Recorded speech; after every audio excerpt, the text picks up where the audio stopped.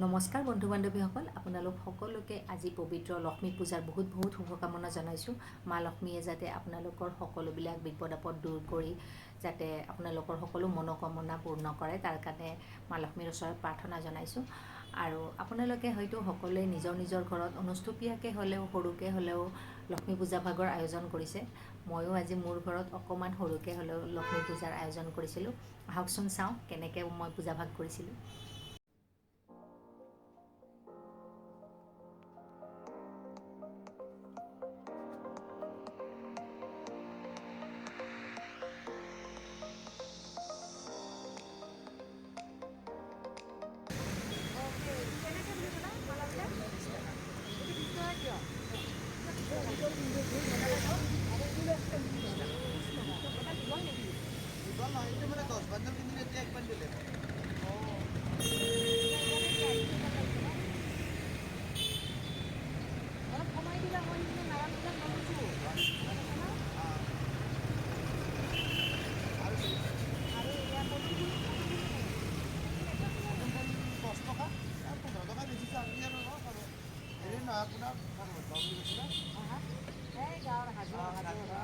হাজৰ মানুহ কমাই দিব লাগিব।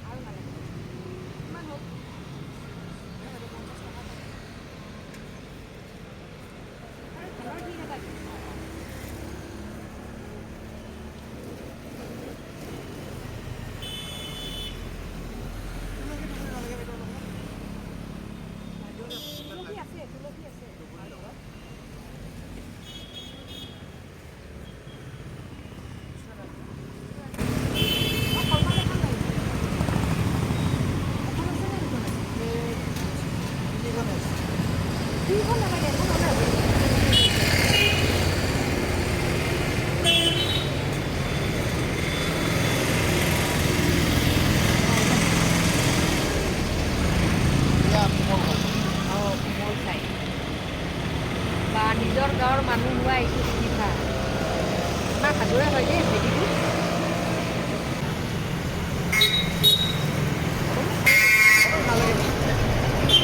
ইয়ালে ফুলটো যদি লৈ ল'লোঁ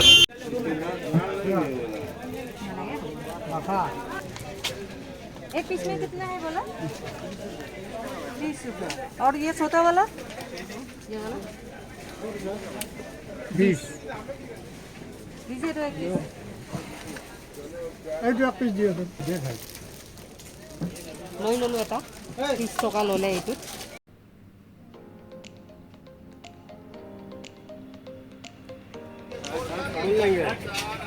আপেल कैसे कर दिए सर? 140 का 120 का ये 120 करके तो उधर नजर नहीं मिलता है। हाँ, आज पूजा के लिए दाम इतना बढ़ा दिया होगा ना 120 करके? कितना लेंगे 2 किलो? नहीं, बाप रे, इतना फायदा नहीं है चाचा, इतना फायदा इतने सामान में फायदा नहीं है। नहीं 30 रुपये का है। क्या हुआ? कच्चा वाला मत दो। अरे कच्चा वाला मत दो ना। ये सही वाला कच्चा है।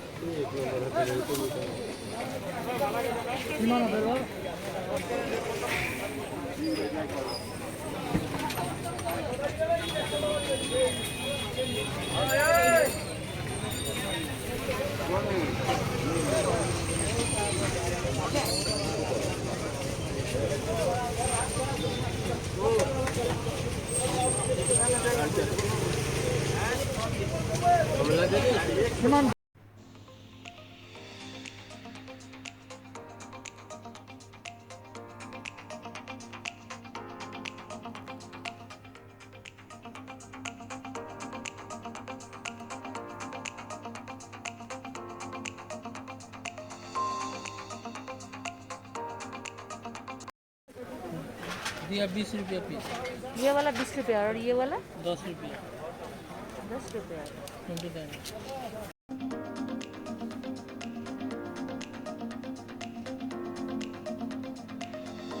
হ'ব আহাহে কিমান বজাৰ কৰা ৰ'বা পাণ অকণমান লৈ লওঁ। বজাৰ কৰি আহি গ'লোঁ, এতিয়া পূজাৰ কাৰণে ৰেডি হ'ম, চব যোগাৰ কৰি সজাম ঘৰটো ধুনীয়াকৈ। আপোনালোকে চাই থাককচোন মোৰ লগত কেনেকৈ সজাওঁ আজি ঘৰটো।